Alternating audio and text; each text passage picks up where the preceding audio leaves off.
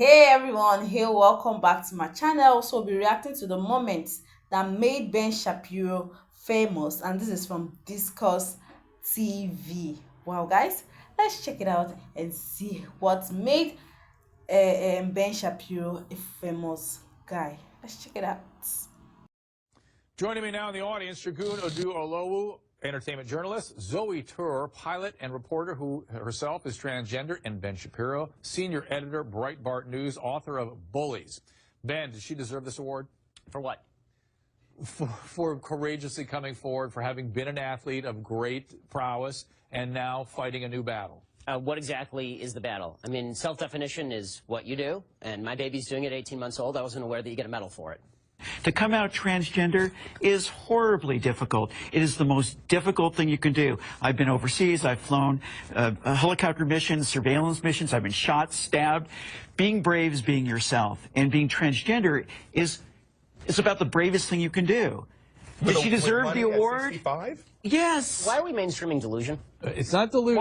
Why would you call it delusion? Because Caitlyn Jenner, I'll call him Caitlyn Jenner. No, because it's her. You're not being polite to the pronouns. Because disrespectful. Okay, forget about the disrespect. Facts don't care about your feelings. It turns out that every chromosome, every cell in Caitlyn Jenner's body is male, with the exception of some of his sperm cells. It turns out that his brain structure is male. It turns out that he still has all of his male appendages. How he feels on the inside is irrelevant to the question of his biological sex. I don't agree with that. I'm not on that train. I'm not on that train. She wants to be called she. I'm going to call her she. I just have a problem with the message and the messenger. So well, I'm going to do two things. I want to reiterate what Zoe said, which is the bifurcation of the courage to come forward after a lifetime as a male and a certain kind of a male, versus did she deserve this award?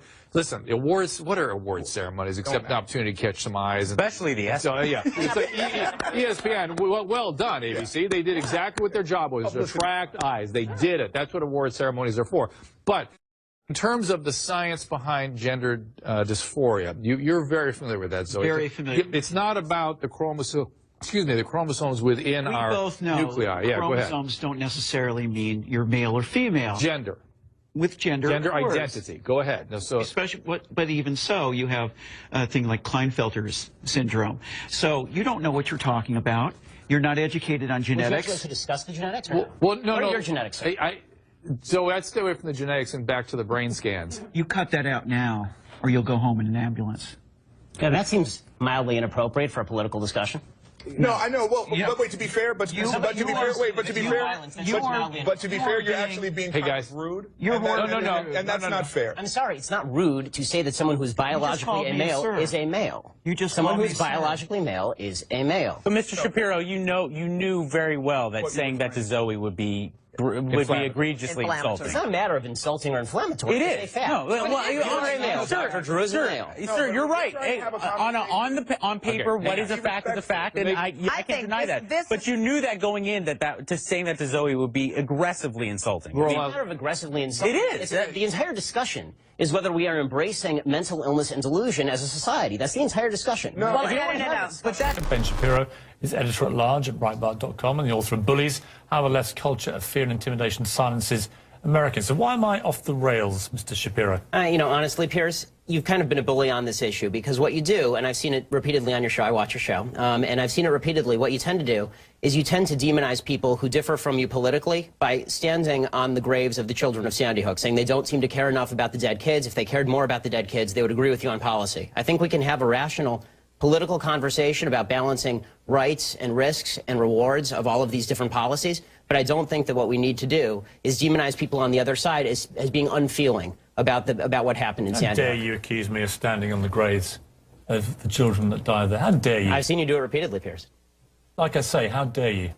I mean, you can keep saying that, but you've done it repeatedly. What you do, and I've seen you do it on the program, is you keep saying to folks that if they disagree with you politically, then somehow this is a violation of what happened in Sandy Hook. And you have yet, I'd really like to hear your policy prescriptions for what we should do about guns. Because you say that you respect the Second Amendment, and, you know, I brought this here for you so that you can read it. It's the Constitution.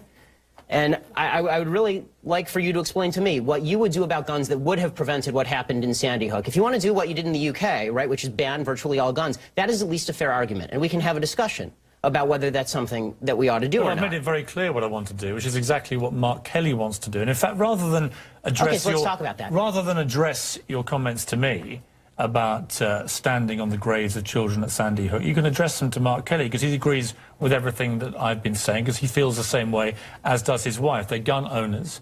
They both respect the Second Amendment of the Constitution. They don't want to take away anybody's right to defend themselves with guns. Well, they want to take away certain types of guns, obviously. They want to take away assault weapons, which are capable, with magazines like we saw at Aurora and Sandy Hook, of unleashing a ridiculous amount of bullets. Well, this is a question I wanted to ask you, Piers, because I've seen you talk about assault weapons a lot, and I've seen Mark Kelly talk about assault weapons.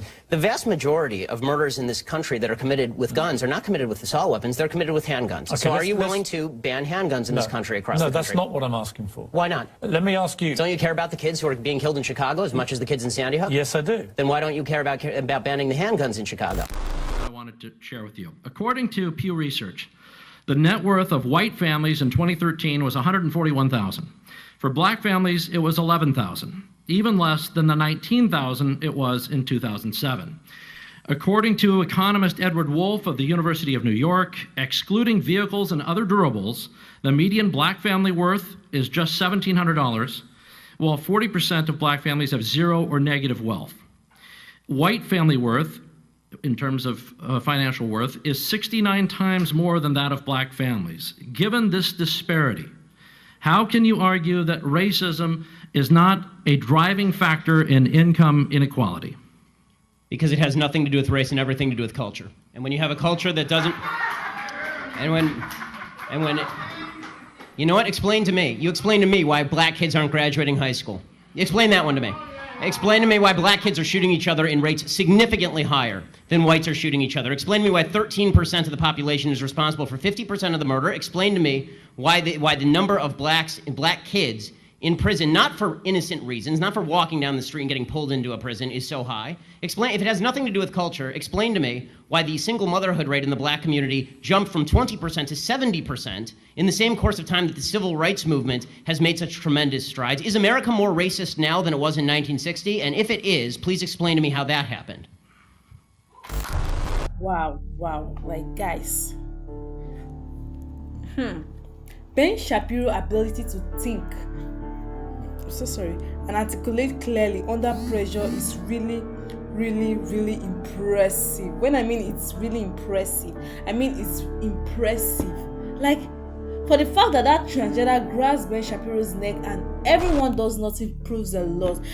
That's why I'm just so happy that Donald Trump won this election, because all this transgender woke and everything nonsense will stop. It will really stop, because Ben Shapiro says facts about biological gender, and to everyone he's being rude. How is that done? Who does that? Just grab Ben Shapiro's neck and said he will go home in an ambulance, and then they ignore it. Like, wow, that's something. It's really it's oh god, I don't even know what to say. That now I know this, why this really made Ben Shapiro to become famous.